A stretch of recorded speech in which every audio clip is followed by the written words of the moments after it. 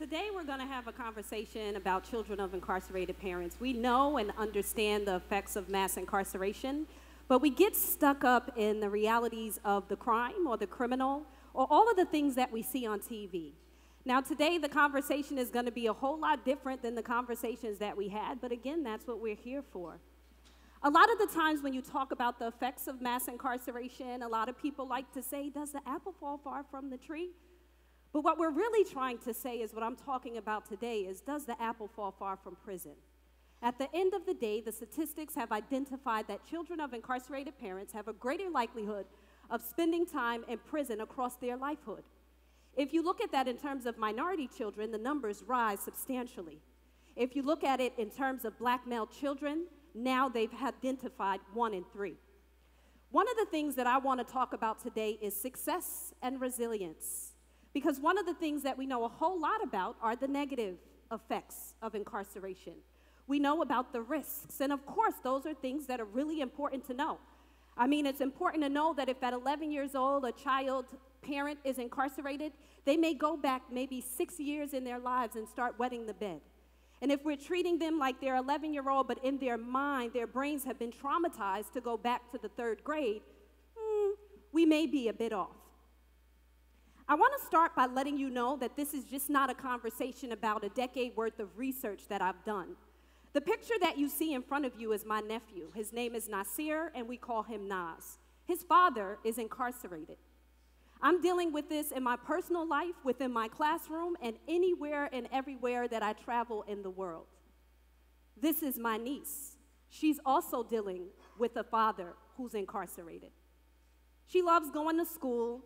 She likes to play with her dolls. She does all of the things that young children want to do, but the research whispers in your ear and leads to those individuals who are in the school system to think that she's only going to be the biggest mistake that her father made. And so we pop those bubbles of dreams, and we allow the children to be sad and to deal with this reality on their own. One of the things that I've done over the course of this lifetime and doing research in this area was travel into schools. This is where a lot of the children are spending their time, more than sometimes in their own households. You would think that the conversation there would be a little more easy to have, but it's a lot more difficult, in fact. The picture that you see in front of you is an amazing student that attends an elementary school in Newark, New Jersey. I had the pleasure of going to that particular school and meeting with groups of students who not only use the Yale ruler to be able to tap into their emotional intelligence, but were honest and truthful about where they stood. And that means that you have to have a brave principal. And I always applaud Principal Ortiz. In front of you is Destiny Santiago, your typical student in elementary school, you would think from the picture. She's also dealing with her father, who is incarcerated, dealing with the realities of that every day within her classroom, but that doesn't stop her from utilizing technology to create her own video games. Not only does she do that, on the side, she's winning all of these amazing awards in math and science. And she's a loving individual who believes in fixing her community, not placing a Band-Aid. When she grows up, she wants to be an attorney. And when you meet her, you could just see. You could see the drive within her that she's destined to see those stars. I would like to introduce you to another magnificent young woman, Madison Strimpet, who I had the honor of meeting in New Zealand. She was dealing with a father who was also incarcerated. This happened to her on Valentine's Day. Could you imagine the love of your life being taken away?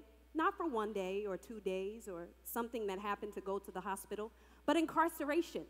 And I know it's difficult for individuals to kind of understand that particular concept, but again, we're talking about the children who are innocent. They have done nothing. They didn't ask to be here in the first place. They are the silent victims of mass incarceration that continues to destroy our communities, destroys conversations, but Madison is making a difference. She is a best-selling author, of an amazing book that talks about her father and how individuals make mistakes.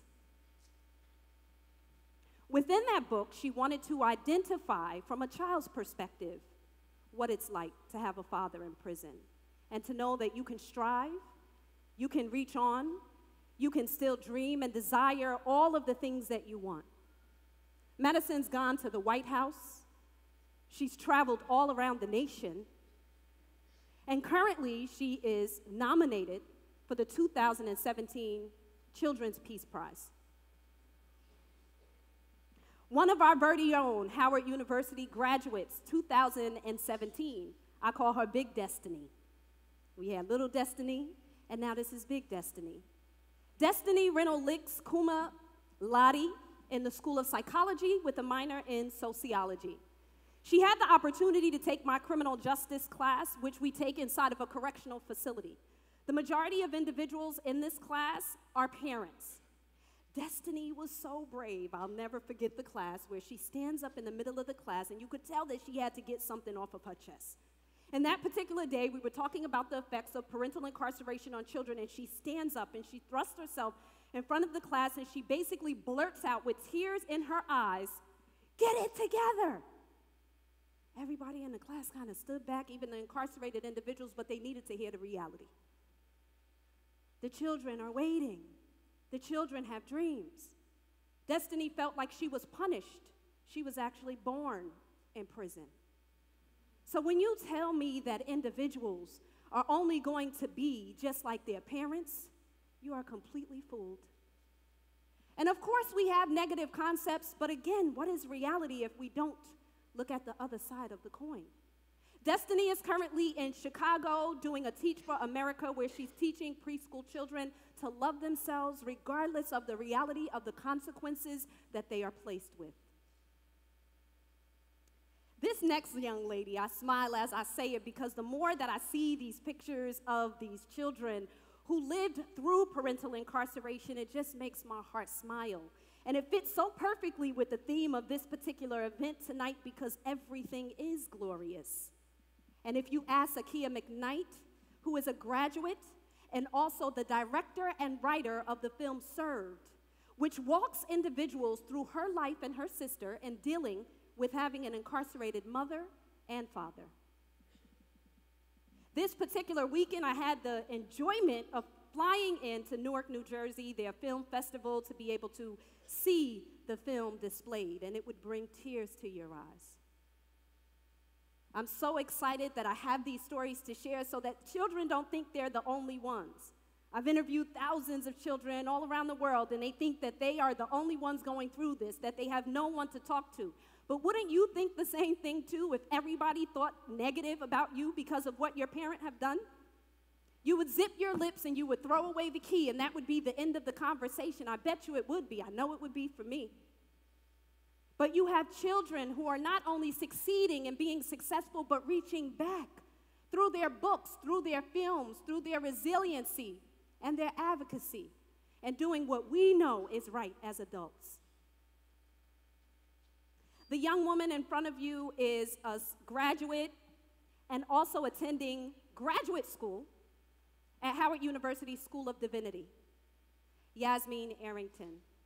Beautiful soul, beautiful energy. And the interesting story about this particular individual is I serve on the board of an organization that she founded called Scholarships for children of incarcerated parents. And you would not believe how difficult it is to raise funds for children of incarcerated parents to go to school.